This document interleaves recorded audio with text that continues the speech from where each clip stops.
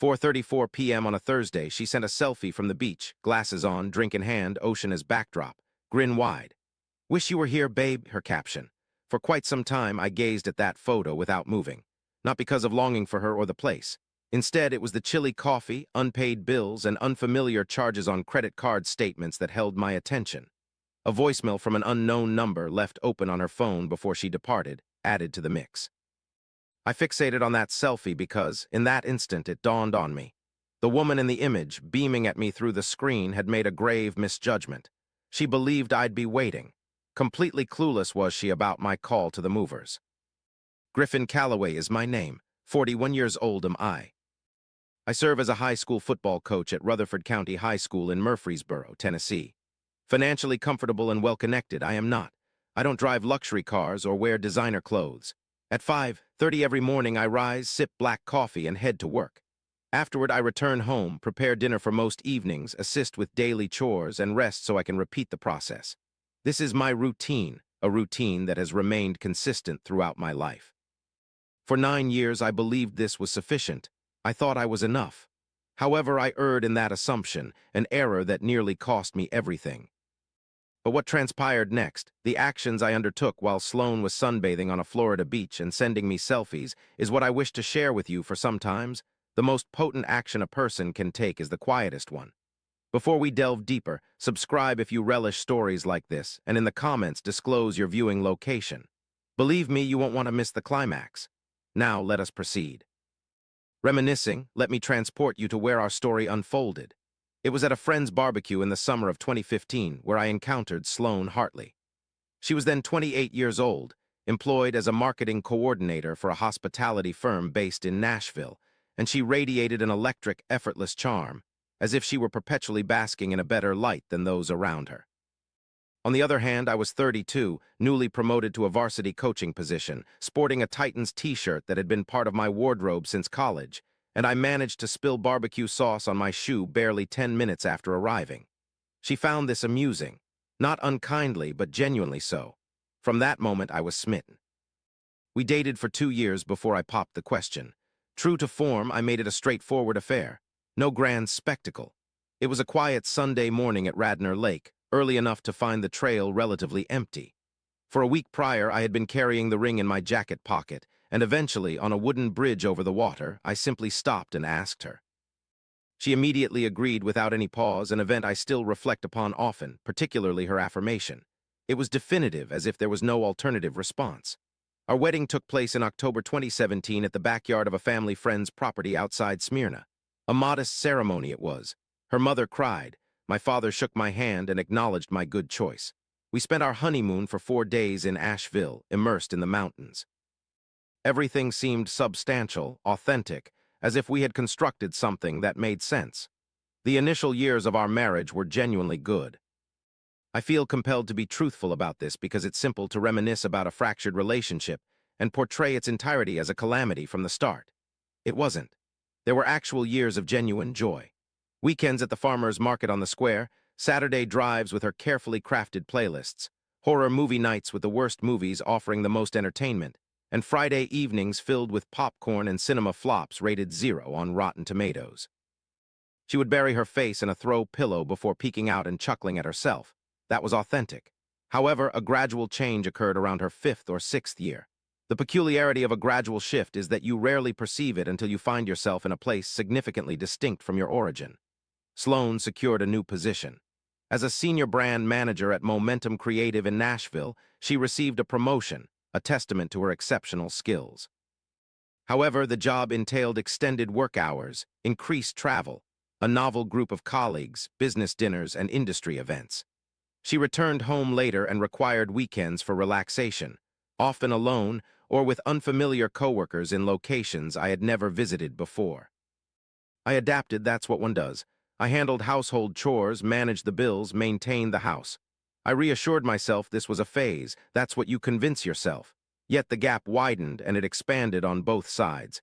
She became less inquisitive about my sports teams.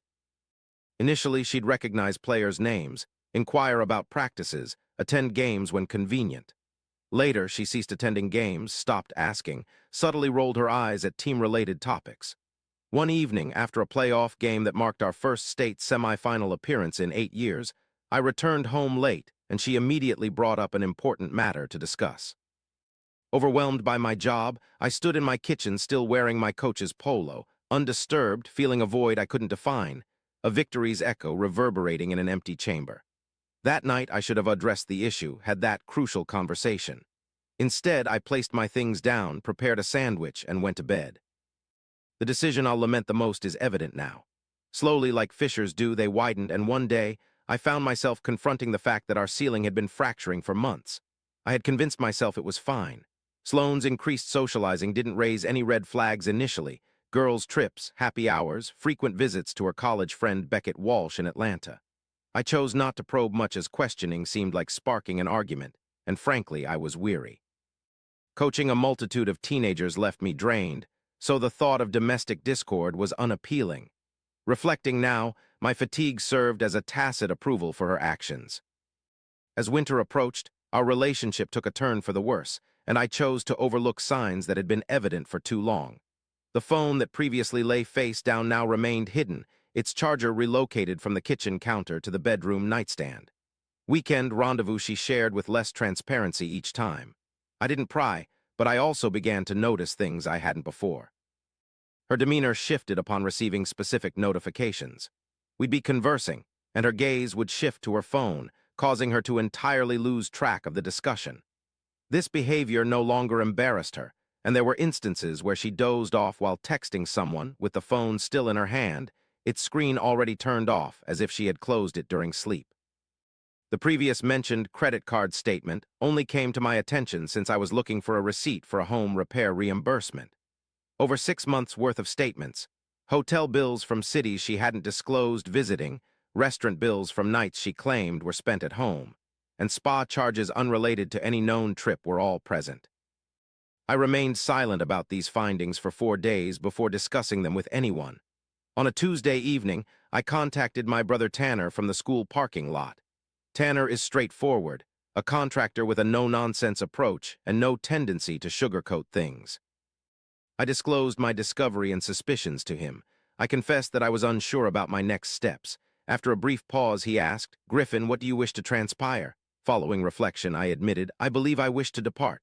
As the words left my lips for the first time, a sense of relief washed over me. "Then depart," Tanner advised. "However, do it correctly, don't create chaos, don't confront, don't plead, just go." Allow her to comprehend what she returned home to? This conversation altered the course of events that followed. The voicemail was received on a Wednesday evening, 4 days before our beach trip. Sloane had been retiring early frequently, and I noticed her phone resting on the coffee table with the screen active, an unusual sight. I wasn't directly observing it. I was merely passing by to get water, but I heard the voicemail playing due to it being left unattended on speaker after she listened earlier and failed to lock it. Initially, I didn't halt my progress. I am telling you this truthfully. Advance a few paces, found myself in the hallway and listened. A self-assured male voice echoed, discussing their upcoming journey, expressing delight over spending quality time together, and mentioning a restaurant reservation. He ended with a comment that resonated deeply, sharing his relief about her informing her husband it was a work trip. For an instant, I felt frozen in the hallway, my water untouched, the kitchen mere steps away but unreachable. Then I ventured to the bedroom and gazed upon Sloane sleeping peacefully, oblivious to the burdens weighing on me. That night, I decided not to disturb her sleep, not to accuse her, not to engage in emotional confrontation, and not to provide an opportunity for explanation or negotiation, making me the issue at hand. Returned to the kitchen, brewed a cold coffee, and formulated a strategy. Let's be honest for a moment. There's a possibility that in this scenario I could have gotten angry, as society often expects men to do so. However, I chose a different path. Instead of being confrontational, loud, or explosive, the expected behavior she was anticipating, I stayed calm. This strategy, surprisingly, gave her an advantage initially, given she had years of experience managing my reactions when I was upset or hurt. But she wasn't prepared for this quiet version, one that decided to bypass the argument she'd mentally rehearsed. The decision to remain composed wasn't solely noble. It was also because I was drained, completely exhausted from 9 years of being the steady, reliable one, always keeping things in motion. At that point, I had no more energy for another round of this conflict. Yet there was an element of wisdom in my quiet response too, a version she hadn't rehearsed or practiced handling. After hearing Tanner's voice in my mind urging, "Perform it correctly," I acted accordingly. Sloane departed for the beach on a Saturday morning. She mentioned it was a work gathering. Some colleagues from the company located along the Gulf Coast. She would return Thursday. Before leaving, she kissed me on the cheek. Her luggage seemed fancier than I recalled. Her nails were recently manicured. She carried the scent of her special occasion perfume. I assisted with loading her bag into the car and wished her a good trip. As she drove away, I stood on our porch in Murfreesboro, watching her tail lights vanish around the bend. Upon entering the house, I brewed fresh coffee, opened my laptop, and dialed 2 numbers. The first was for Tanner. "She's just departed," I informed him. "Prepared?" he inquired. "Yes," I replied. "Let's proceed." The second call was to a moving company. I had contacted them the previous Thursday regarding availability. They had a team available that Tuesday. I confirmed their services for that day. Called Dorian Walsh, no relation to Sloane's acquaintance Beckett, to discuss his spare bedroom in Laverne, a town about 15 minutes from Murfreesboro. Dorian is an offensive line coach at a school in Smyrna, and we have been friends for 11 years, with him previously offering the room whenever I needed it. "The schedule is accelerating," I informed him. He replied that he would clear the room by Tuesday. The exchange was simple, without any unnecessary discussions or drama. The weekend, Sunday and Monday, passed relatively normally. Sloane regularly texted updates about household matters, including bills, plant care, dinner reviews at the resort, and maintaining the appearance of normal domestic life. I responded succinctly, yet not frostily, to avoid revealing my intentions. On Thursday at 2:47 p.m., she sent a selfie. Picture, sunglasses, cocktail, scenic ocean view with a wide grin. "Wish you were here, sweetheart." I studied it for quite some time. After that, I responded, "It looks stunning. Enjoying yourself?" Then I pocketed my phone to complete packing the remaining items. Here's what I packed and left behind, as I believe it makes a difference. I packed all my clothes, my coaching equipment, tools from the garage, every tool I had bought myself during our marriage, my grandfather's fishing rods that had been in our hallway closet for 9 years, untouched by Sloane, but which I had intended to use on the water for 2 summers, my record player and records, around 75 albums I'd amassed since college, a framed photo of my dad and me at a Titans game in 2008 that had been on my bedside table even before meeting Sloane. I appropriated both vehicles, one being the truck I was driving and the other being the RAV4, which Sloane frequently drove but could easily replace. I brought along my dog, Bo, a 4-year-old chocolate Labrador who cherished tennis balls, sunbathing, and resting on my feet. Bo had always been under my care. What I abandoned were everything else's belongings, the home furnishings primarily chosen by her, the kitchenware, her garments, jewelry, and personal items, all untouched and undisturbed. The plants she inquired about, watered as instructed. The refrigerator filled with food, not depleted. I even left a set of her car keys on the kitchen counter since I took the RAV4. However, there was one thing I didn't abandon, a note. I wish to emphasize this omission because it is the detail people often focus on. No letter, no explanation, and certainly no lengthy emotional statement. There was nothing to analyze or reply to, setting the stage for our intended conversation. All I encountered were her absence, empty drawers, my key on the counter, and Bo's leash by the door, everything devoid of life. The silence spoke volumes. It was Thursday evening when I was at Dorian's house. Tanner informed me she had returned home, not out of suspicion, but to check on the property. She had come home, but I didn't feel it. Instead, I noticed an unusual hush, a quiet different from one where someone is merely absent. This silence immediately suggested something amiss, even before I could pinpoint what it was. As I traversed through the house, closet, bathroom, garage, my apprehension grew, realizing gradually that all was not well. I'm uncomfortable with that mental picture. I value honesty. No form of marriage dissolution feels victorious, not even when one is wronged. 9 years can't be simply turned off like a switch. I contemplated the Sunday mornings, the walks at Radnor Lake, the dreadful horror films. I pondered the woman she was when she said yes on that bridge, and mourned for both of us, her because she transformed into someone unfamiliar, and me because I deceived myself by thinking I knew her. However, returning to that house at that instant would have been the demise of any remaining dignity. So I stayed on Dorian's couch with Bo resting across my feet, allowing the quiet to work. She called 11 times that night. I responded on the 12th. Griffin, her voice was different than I'd heard it for a long time. All pretense removed, just raw emotion. Where are you? Where is your belongings? I moved out, I replied.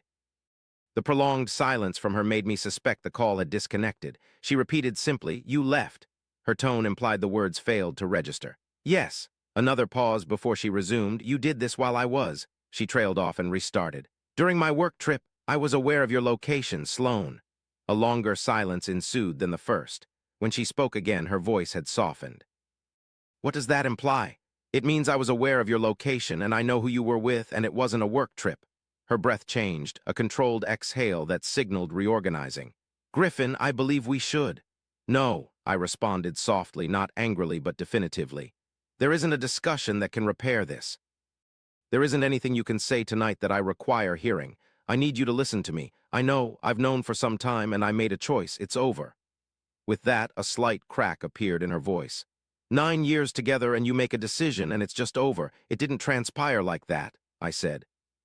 Over time, I conceded to no longer feign indifference. She called my name once more and I recognized the melody. It was the one that had swayed me previously, the one that made me question my own demands, the one that labeled me unreasonable for having expectations. I'll call you tomorrow, I replied. Get some rest. And I ended the call. For a brief moment, I held the phone, contemplating. Bo raised his head from my feet, gazing at me with an expression dogs have, one that conveys understanding without uttering a word. Yes, buddy, I said. I believe we'll be all right. The ensuing weeks proved challenging. I want to speak to you truthfully about this, she admitted. Sloan attempted various tactics. Initially, it was rage. How could I do this without discussing it with her, without giving her the opportunity to explain, without having an adult dialogue? I allowed most of that to wash over me without response. I had already made my stance clear.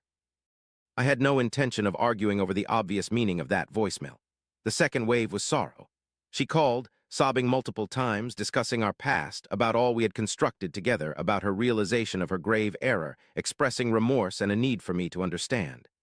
I believed her sincerity in her remorse, regretful over the revelation and consequences, regretting the complications. However, I'm not suggesting she felt no emotions. Rather, the type of remorse she expressed, whatever it encompasses, was insufficient to rebuild on. The third wave was more akin to negotiation. Couldn't we explore counseling? Couldn't we take some time apart and reassess? Wasn't ending a 9-year marriage something I should at least consider? The most challenging one was because a part of me, the one that had agreed to everything initially, yearned for an escape to Radnor Lake's Bridge and the woman who affirmatively said yes without hesitation. However, I learned something crucial during the weeks following my departure, a realization I believe you should comprehend since it carries significance. One cannot undo a voicemail. One cannot undiscover a credit card statement. One cannot erase knowledge that the person cohabiting was intimating with someone else while sending ordinary messages from a Florida beach. Moreover, it wasn't merely her actions that made me leave. I discovered something about myself that was harder to accept. For years, I had vanished within my marriage, adapting, compromising, shrinking, convincing myself it was just a phase. I had minimized myself to maintain harmony, and in the process, I transformed into someone I barely recognized. Leaving wasn't solely about her misdeeds. It was also about acknowledging my own identity that I had lost over time. I sought to return to my pre-married self, ending 9 years of self-apologies. The legal details are less significant here, serving more as the backdrop rather than the main focus. We'd been married for 9 years without children, sharing a mortgage on our Murfreesboro home. Tennessee follows equitable distribution, meaning the court aims for a fair division based on contributions. Instead of a courtroom battle, we opted for mediation. It took around 4 months to resolve. Dissolving a joint life is never easy, but it wasn't destructive. I aimed merely for freedom, not to cause harm. Our house was sold, the equity divided fairly. Sufficient for my needs, I found a smaller rental in Smyrna with an attractive yard and screened-in porch, which Bo quickly claimed as his personal territory. Over a 3-day stretch in March, Tanner and Dorian assisted me as I self-painted 2 rooms, with country tunes from a portable speaker providing the backdrop and pizza boxes piling up near the entrance. It was one of the best weekends I've had in years. What truly astounded me post this choice was life's new facet. I resumed regular sleep patterns again. I wasn't implying that I hadn't slept previously, but rather I began to experience restorative deep sleep.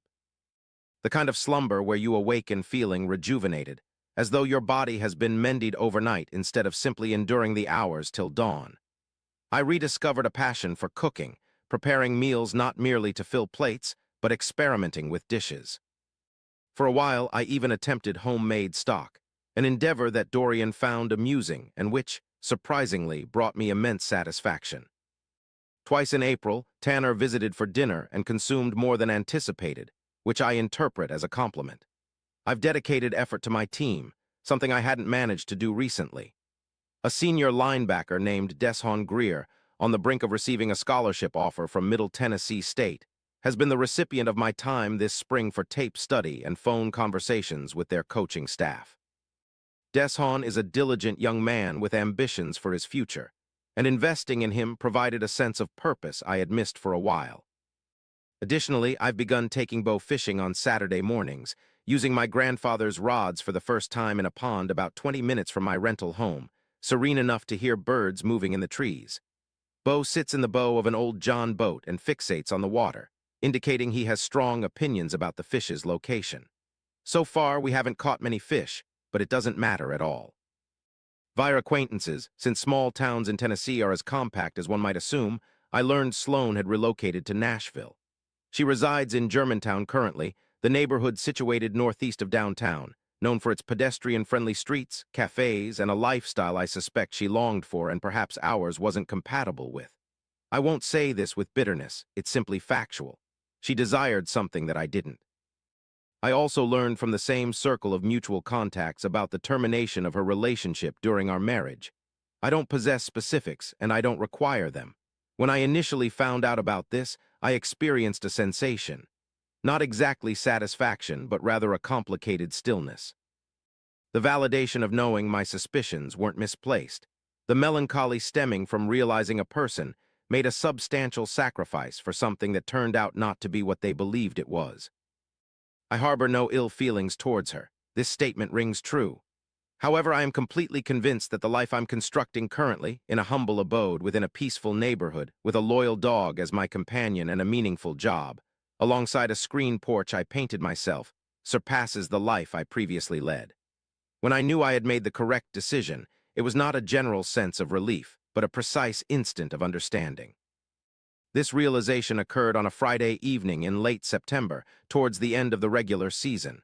We were playing against Cookville Road, our long-standing competitor for the district title. The stadium was bustling with energy, the kind that recalls why you chose this path. With just 2 minutes left and us leading by 4 points, they had possession. I gazed down the sidelines at my team, at Deshaun Greer holding his helmet, intently watching the field, a focus that would secure him a scholarship. On my offensive coordinator, Philip Yates, sketching something invisible with his fingertip, a symbol comprehensible to just 3 individuals worldwide. My backup kicker, sophomore Marcus Whitfield, scarcely weighing 160 pounds, trembling with anticipation in case he was required. I've been on this sideline for 8 years. This is the real essence of my existence. This is who I am. And for the first time in more than I could quantify, I stood there without any burden that wasn't mine. We kept them at bay, turned over the ball on downs with 40 seconds remaining, managed the clock, district champions. The boys stormed the field. Deshaun lifted our assistant coach off the ground, a feat significant given Philip Yates' stature. Parents poured down from the stands. It was deafening and chilly and ideal. I stood on the midfield line and let it envelop me. Then I retrieved my phone and messaged my brother Tanner. "We won." His reply arrived in approximately 30 seconds. "Congratulations." "I understand. I've been following the progress. I'm proud of you, my brother." I slipped the phone into my pocket.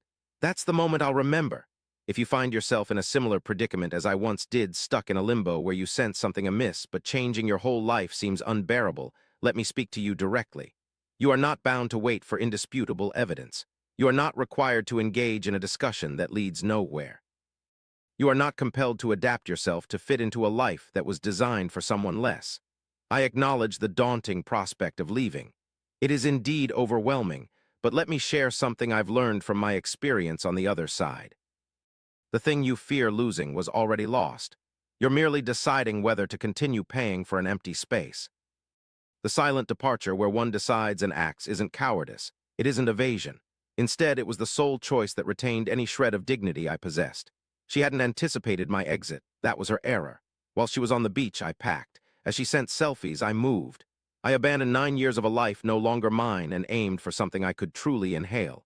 Upon her return, she found empty drawers and keys on the counter. No note, as I had already expressed everything necessary. I am Griffin Calloway, a high school football coach residing in Murfreesboro, Tennessee. I train children who deserve my full attention, and I inhabit a house with a screened porch and a chocolate lab that adores me. I am managing well. What struck me the hardest about Griffin's tale wasn't the deception. It was the years he spent shrinking to maintain harmony. That is what people rarely discuss. We often zero in on the dramatic instances, such as voicemails or empty drawers. However, the actual harm was sustained stealthily, well before those events took place. I suspect many of us can relate to this experience. So let me pose a question to you. What are you enduring quietly right now, attributing it to temporary circumstances? Share your thoughts below. I assure you I will take the time to read each and every one of them. If this resonates with you deeply, consider subscribing, as these narratives are merely the beginning.